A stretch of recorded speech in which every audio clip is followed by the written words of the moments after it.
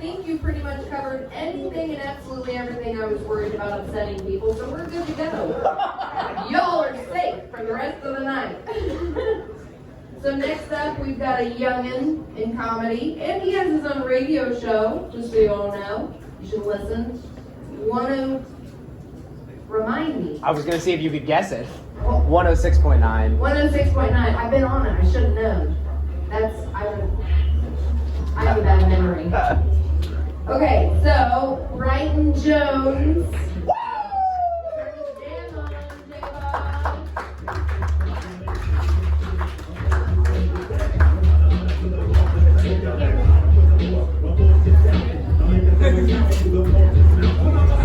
Set the microphone on fire, rap styles vary, and carry like Mariah. I come from the Shaolin Summer. You didn't think the white boy could spit, but he can. We're not going to scare all these white people here with that. The proportions are way off for the intro song, but that's what we were going for. When I first rolled up, I thought we were going to get ass raped by rednecks, so I'm like, well, this is already better than I thought it would be. Like she said, my name is Bryten Jones, but on the poster it says Brian. Why? Because I hate myself. Take it as you will. Like she said, we're going to say some pretty terrible things, so get ready, because it just gets nothing but disappointing from here. So, abortion's crazy, right? Like, I knew it was going to get one person at least. Can we rename it? Like, why is it called abortions? Like, when you hear it, it kind of sounds like abominations. Someone just did that on purpose. They were like, hey man, what do we call the vacuuming out of a fetus and all this? And it's like, I don't know, man, abomination. It's like, that's already a word. It's like, abortion? It's like, that's close enough. But I feel kind of bad, right? Because like, it's hard to say. It's a hard word to bring up. You can't say it in a church or a school without being like, you know, check your shoulder, even though there's not going to be like a fetus there. Like, did you say that? I think we should rename it something practical. Right? Let's call it something that everybody's comfortable with and it makes sense. Let's call it baby suicide. Right? Because that way it's their choice. A few of you got it because it's, you know, people who kill them. Right? No, I'm just kidding. We're really going to rename it for comedic purpose. We would call it a momicide. There's always one. No, so after that you must ask, well surely he's single. There's the evidence. Yeah, you gotta bring them or they really don't believe you. No, she cleans houses for a living, and that's fun because you get to clean a lot of rich people's houses and see all their cool shit. And if you're lucky, you clean handicapped people's houses because they're like way different situations. I don't know if anyone out there has ever been to a handicapped house. Everything is half the distance down. Right? Because wheelchair, I don't know if you got that or not. Right? And the oven's low, everything's low, but it's got a basement. Right? And then most of you are like, I know how it gets down there, the whole fucking chairlift bullshit. No, not at all. Actually, there's just regular stairs. So you're like, alright, either he's faking or he's just really upper torso, just fucking man.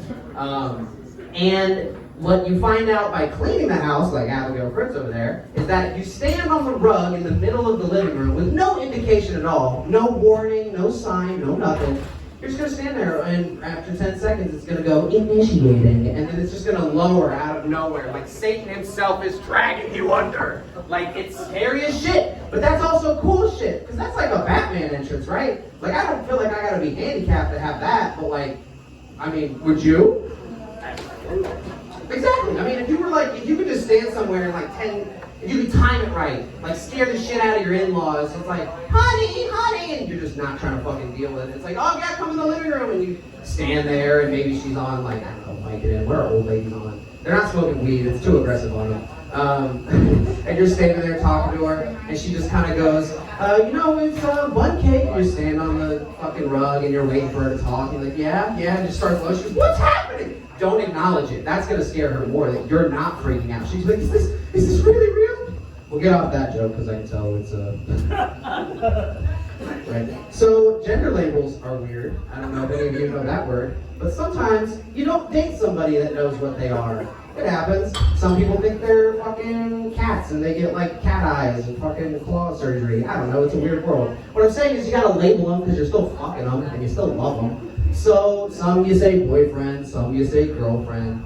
but I like to label things accordingly. Like my gay coworker came up to me the other day, and he was like, hey man, like my boyfriend fiance is gender fluid, and it's kind of hard to introduce him to fucking family. Already this sentence is terrible. And he goes, I'm trying to look for a one label thing to call him, easy introduction style. And I'm thinking about it, and I'm like, just call him what you would call him, like when you're walking around the house, just you two, like an I love you style. He goes, oh, honey. I was like, cum slut.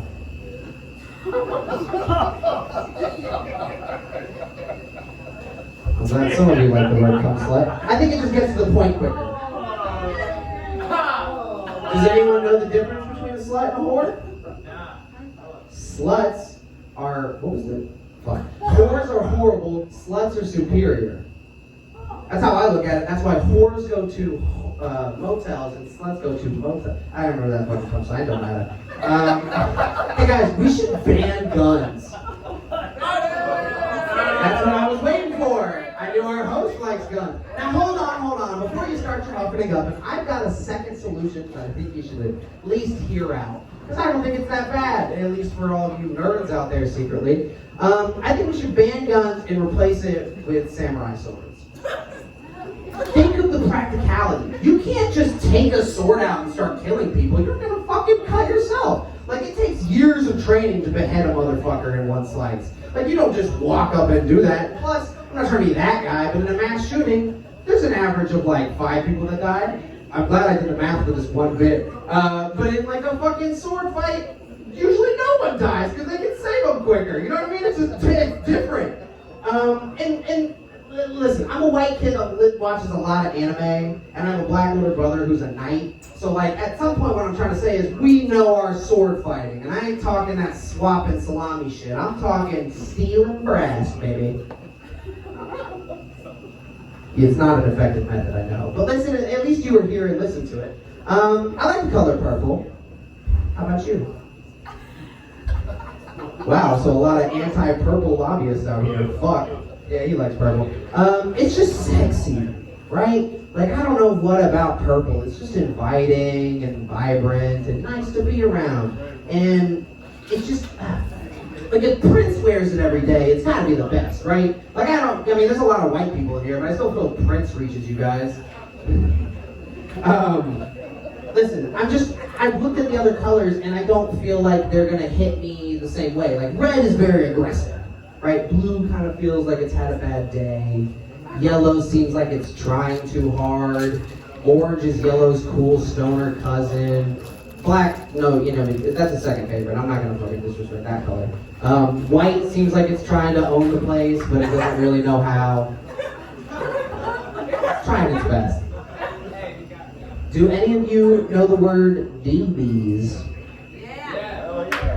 What a funny word. Where the fuck did that come from? I could see it coming from both cop and stoner, like, mob family style shit. You know what I mean? Like, I don't know where the word first crafted from, because I can hear it in Situation A, where it was like a cop, and he's trying to buy bud from some dude in high school, and he's like, hello, fellow teens, I'm looking for some doobies. And he's not good at his job. Or I can hear it from a fucking stoner standpoint, wearing a smoke ring, talking to your buddies, and he's like, hey man, this Ruby's got me loopy, let's call it a doobie. And it's like, Jesus Christ, I think I want to kill myself before I finish this bit. Some of you are listening. Let's see. I want to go off script a little bit. There's a lot of white people out here. My dad's white, obviously, but I have a black older brother. How does that happen? Is your mom black? No. He was adopted. Because that's the easy answer that some of you seem to forget about. And having an older brother do a profession that he does is a little weird. Because he travels a lot, he plays professional baseball. And to follow him around, it's a little difficult because you don't go on the road with your siblings. So he's in Cincinnati one time because he's playing the Reds. And we're going out for his birthday, all that bullshit, doesn't matter. And I sit down in the family section, stoned as can be, thinking I'm not going to see anyone. I roll in like the 4th inning, like I'm not even giving a shit about the game at this point. And that's the first one of the night. And I sit down and a couple minutes go by, and his mother, biological, like walks by. I didn't even fucking think she'd be in town, but it's his birthday, so I can see the chance. And she goes, Bryten Jones? And I'm like, oh shit, I'm gonna have to turn. I'm like, that's definitely Billy Hamilton's mother. And she sits down, she gets me some Hennessy, because she's just that kind of lady that's gonna drink Hennessy at a baseball game. We love them. Not a lot of white folks have that energy. They're more of a Miller Lite brand. But black folk, they will fucking get after some Hennessy at a baseball game. Let it be known that they are a little more fun to play with. So I'm sitting there with Billy's mom, and like more black people are coming, like out of nowhere. Like the whole family section is empty. I'm like just a white kid in an island of just red seats, right? And like a whole crowd of black folks start surrounding me, and I'm like, what the fuck is happening? It's not that it's a bad thing, but it's noticeable. And it's like, this is not a random occurrence. All of Billy's family came up from Alabama, like all 45. Like everybody and their cousins came, is what I'm trying to say. And when they all sit down, they notice that I'm wearing a Wu-Tang Clan shirt. It's yellow, it's bright, it's fucking hard to miss. And they go, do you even know? And the push really pissed me off. Like that was the part that really fucking got me. It's one thing to ask somebody like, do you really listen to the Beatles if they got a Beatles shirt on? Because some people just like wearing Abbey Road instead of listening to it. Like retards. And I'm wearing a Wu-Tang Clan shirt, and the Pope gets me mentally, and he goes, do you know who the Wu-Tang Clan is? Like a sassy black guy.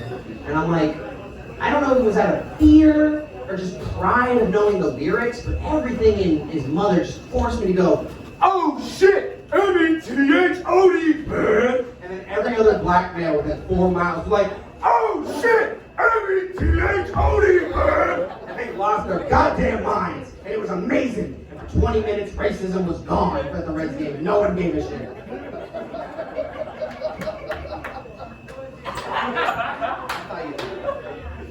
So I'm pretty over passive award though. If you're down there, put in the work.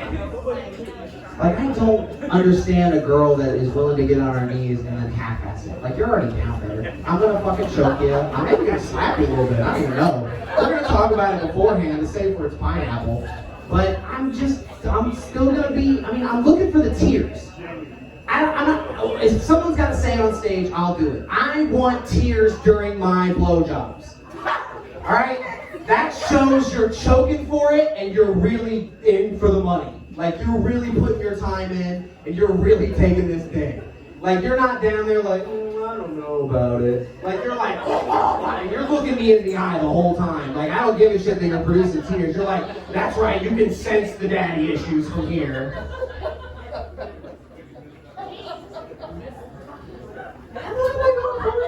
Is it time? I couldn't see us. Ladies and gentlemen, this has been the Duckfoot Bar and Grill. I've been Bryten Jones. I didn't think I'd get this long. I probably went over. Sorry, suck a dick. Enjoy your host. She's the goddaughter of Donnie. Ladies and gentlemen, enjoy.